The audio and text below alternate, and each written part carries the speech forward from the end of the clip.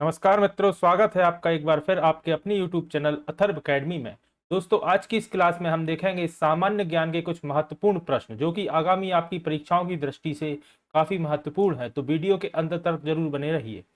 पहला प्रश्न है, भारत की मानक समय रेखा कौन सी है? तो दोस्तों 82 डिग्री 5 मिनट पूर्वी देशांतर भारत की मानक समय रेखा है। अगला प्रश्न है, अर्जुन पुरस्कार की शुरुआत किस वर्ष की गई थी? तो दोस्तों वर्ष 1961 में अर्जुन पुरस्कार की शुरुआत की गई थी। अगला प्रश्न है, मैग्सेसे पुरस्कार पाने वाले पहले भारतीय कौन है? तो दोस्तों मैग्सेसे पुरस्कार पाने वाले पहले भारतीय हैं विनोबा भावे, याद रखिएगा। अगला प्रश्न है, स्वांग किस राज्य का प्रसिद्ध लोक नृत्य है? तो दोस्तों स्वांग हरियाणा राज्य का एक प्रसिद्ध लोक नृत्य है। अगला प्रश्न है, भारत में वर्तमान में कुल कितने उच्च न्यायालय हैं? तो दोस्तों भारत में उच्च न्यायालयों की संख्या वर्तमान में 25 है। अगला प्रश्न है, कोई विधेयक धन विधेयक है या नहीं, इसका फैसला कौन करता है? तो दोस्तों इसका फैसला लोकसभा अध्यक्ष करता है कि कोई विधेयक धन विधेयक है या नहीं।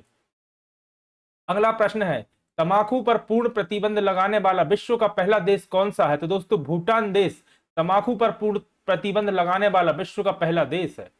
अगला प्रश्न है, राष्ट्रीय मतदाता दिवस प्रत्येक वर्ष किस दिन मनाया जाता है? तो दोस्तों 25 जनवरी को राष्ट्रीय मतदाता दिवस के रूप में भारत में मनाया जाता है।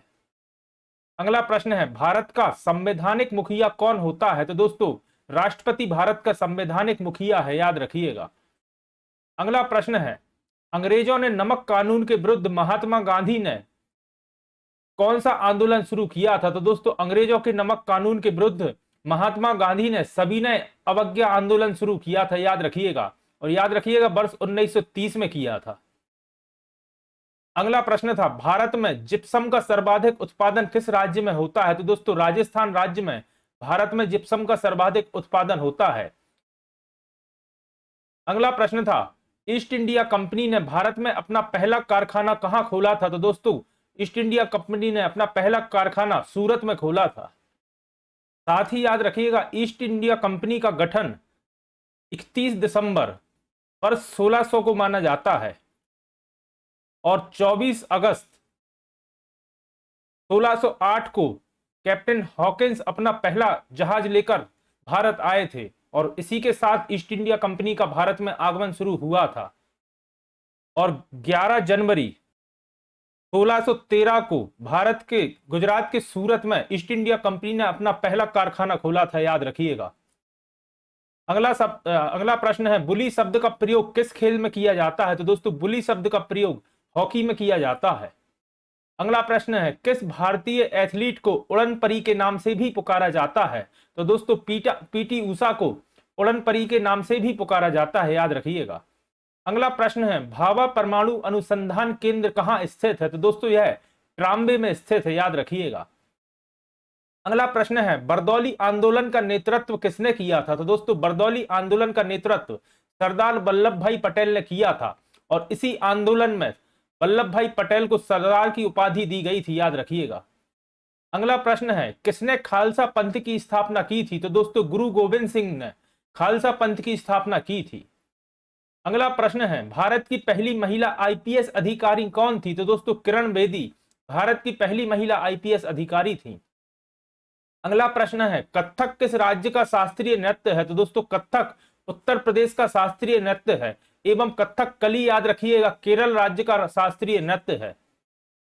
अगला प्रश्न था, चाइना मैन शब्द का प्रयोग किस खेल में किया जाता है? तो दोस्तों चाइना मैन शब्द का प्रयोग क्रिकेट में किया जाता है।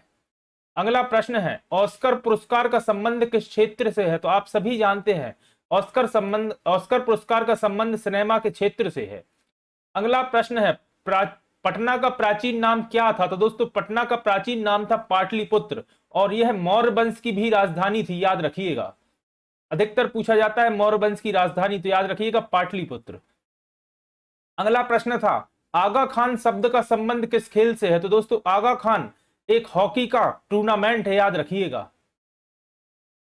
अगला प्रश्न है, किस भारतीय राज्य की राजभाषा अंग्रेजी है? तो दोस्तों नागालैंड की राजभाषा अंग्रेजी है, याद रखिएगा। अगला प्रश्न है, बांदीपुर राष्ट्रीय उद्यान किस राज्य में स्थित है? तो दोस्तों बांदीपुर राष्ट्रीय उद्यान कर्नाटक में स्थित है। अगला प्रश्न है भारतीय राष्ट्रीय कांग्रेस के प्रथम महिला अध्यक्ष कौन थे? तो दोस्तों बहरुद्दीन तैयब जी भारतीय राष्ट्रीय कांग्रेस के पहले, सॉरी यहां महिला नहीं, मुस्लिम अध्यक्ष, याद रखिएगा मुस्लिम अध्यक्ष थे। और याद रखिएगा अगर महिला अध्यक्ष का पूछा जाए तो एनी बेसेंट भारतीय राष्ट्रीय ये कांग्रेस की पहली महिला अध्यक्ष थी, याद रखिएगा। अगला प्रश्न है किस मुगल शासक ने दीन इलाही धर्म की शुरुआत की थी? तो दोस्तों दीन इलाही धर्म की शुरुआत तीसरे मुगल बादशाह अकबर ने की थी, याद रखिएगा। अगला प्रश्न है भूस्थिर उपग्रह की ऊंचाई पृथ्वी से कितनी होती है? तो दोस्तों याद रखिएगा 36,000 किलोमीटर पृथ्वी से। अगला प्रश्न है पराशब्द तरंगों की आवृत्ति कितनी होती है? तो दोस्तों 20,000 हर्ट्ज या उससे ऊपर पराशब्द तरंगों की आवृत्ति होती है। अगला प्रश्न है भारतीय संविधान में पहला संशोधन कब किया गया था? तो वर्ष 1951 में भारतीय संविधान में पहला संशोधन किया गया था। अगला प्रश्न है डूरंड कप का संबंध किस खेल से है? तो याद रखिएगा फुटबॉल से संबंध है डूरंड कप का। अगला प्रश्न है अभिज्ञान शकुंतलम के लेखक कौन है? तो दोस्तों यह कालिदास जी की रचना है अभिज्ञानम शकुंतलम, और यह काफी महत्वपूर्ण प्रश्न है, कई परीक्षाओं में पूछा जा चुका है। अगला प्रश्न है भारत के पहले कानून मंत्री कौन थे? तो डॉक्टर भीमराव अंबेडकर भारत के पहले कानून मंत्री थे, याद रखिएगा। अगला प्रश्न है साहित्य का प्रथम नोबेल पुरस्कार किसे दिया गया था? तो दोस्तों रुडयार्ड किपलिंग को साहित्य का पहला नोबेल पुरस्कार दिया गया था, याद रखिएगा। अगला प्रश्न है ख्वाजा मोइनुद्दीन चिश्ती की दरगाह कहां स्थित है? तो दोस्तों ख्वाजा मोइनुद्दीन चिश्ती की दरगाह अजमेर शरीफ में है, याद रखिएगा। अगला प्रश्न है सातारंजक म्यूजियम किस शहर में स्थित है? तो दोस्तों सातारंजक म्यूजियम हैदराबाद में स्थित, याद रखिएगा। अगला प्रश्न है सम्राट अशोक ने किस युद्ध के बाद बौद्ध धर्म अपना लिया था? तो दोस्तों कलिंग युद्ध के बाद सम्राट अशोक ने बौद्ध धर्म को अपना लिया था, याद रखिएगा। अगला प्रश्न है भारत की पहली आयरन स्टील कंपनी कहां स्थित है? तो दोस्तों यह जमशेदपुर में स्थित है, याद रखिएगा। साथ ही याद रखिएगा जमशेदपुर का नाम टाटा ग्रुप के फाउंडर जमशेद भाई टाटा के नाम पर जमशेदपुर रखा गया है, याद रखिएगा। अगला प्रश्न है भारत के कौन से राज्य को चीनी का कटोरा कहा जाता है? तो दोस्तों भारत के उत्तर प्रदेश राज्य को चीनी का कटोरा कहा जाता है, याद रखिएगा। अगला प्रश्न है भारत में सबसे लंबा राष्ट्रीय राजमार्ग कौन सा है? तो दोस्तों NH-44 भारत में सबसे लंबा राष्ट्रीय राजमार्ग है। अगला प्रश्न है भारत में सर्वाधिक टिन का उत्पादन कहां होता है? तो दोस्तों छत्तीसगढ़ राज्य में भारत में सर्वाधिक टिन का उत्पादन होता है। टिन को ही दोस्तों जस्ता कहा जाता है, याद रखिएगा। अगला प्रश्न है वह नदी घाटी कौन सी है जिसे भारत का रूर के नाम से पुकारा जाता है? तो दोस्तों दामोदर नदी घाटी भारत के रूर के नाम से पुकारी जाती है, याद रखिएगा। अगला प्रश्न है किस राज्य को भारत का खाद्यान्न भंडार के रूप में जाना जाता है? तो आप सभी जानते हैं पंजाब राज्य को भारत का खाद्यान्न भंडार कहा जाता है। अगला प्रश्न है शांत घाटी कहां स्थित है? काफी महत्वपूर्ण प्रश्न है, और दोस्तों शांत घाटी केरल में स्थित है, याद रखिएगा। और केरल को ही दोस्तों मसालों का बगीचा भी कहा जाता है, यह भी याद रखिएगा, अधिकतर पूछा जाता है प्रश्न।